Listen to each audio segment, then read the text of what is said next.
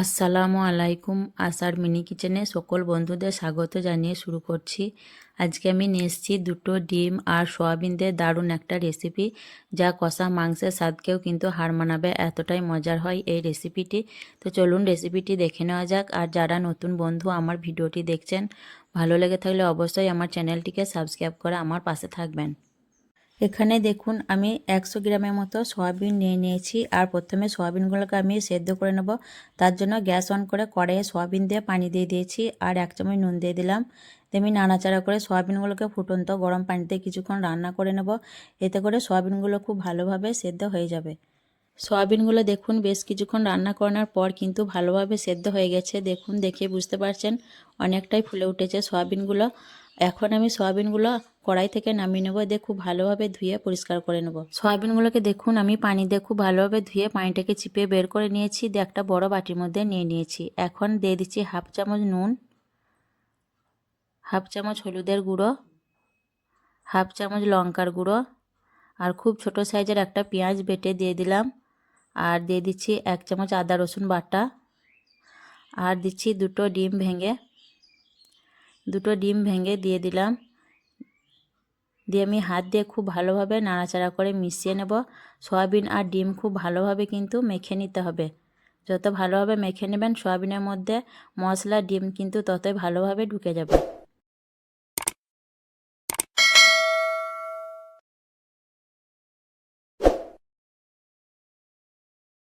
ডিম আর সয়াবিন দেখুন আমি খুব ভালোভাবে হাত দিয়ে মেখে নিয়েছি। এখন আমি 2 থেকে 3 মিনিটের মতো রেস্টে রেখে দেবো। এখন আমি গ্যাস অন করে কড়াইয়ে পরিমাণ মতো সর্ষের তেল দিয়ে দিলাম। দিয়ে তেলটা খুব ভালোভাবে কড়াইয়ের গায়ে লাগিয়ে নিতে হবে। এতে করে সয়াবিনগুলো ভাজার সময় কড়াইয়ের গায়ে খুব একটা লেগে যাবে না। কড়াইয়ের গায়ে আমি তেলটা ভালোভাবে ছড়িয়ে নিলাম। দেখুন, তারপর তেলটা গরম হয়ে গেছে। এখন আমি দিয়ে দিচ্ছি মেখে রাখা ডিম আর সয়াবিন আর ডিম দেওয়ার পর আমি একদম লো ফ্লেমে নাড়াচাড়া করে সয়াবিনগুলোকে একটু সময় নিয়ে ভেজে নেব।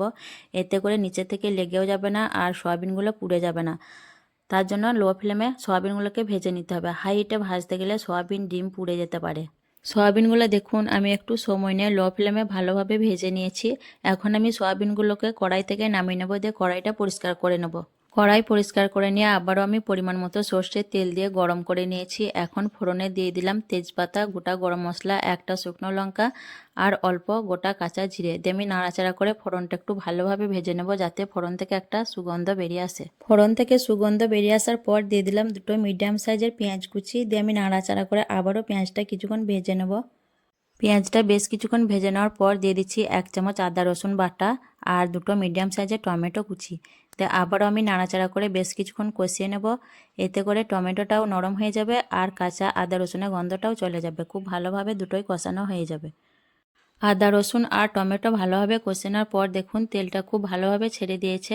এখন আমি এর মধ্যে দিয়ে দিচ্ছি 1/2 চামচ নুন, 1/2 চামচ হলুদের গুঁড়ো, 1/2 চামচ লঙ্কা গুঁড়ো আর 1/2 চামচ জিরে গুঁড়ো, 1/2 চামচ ধনে গুঁড়ো।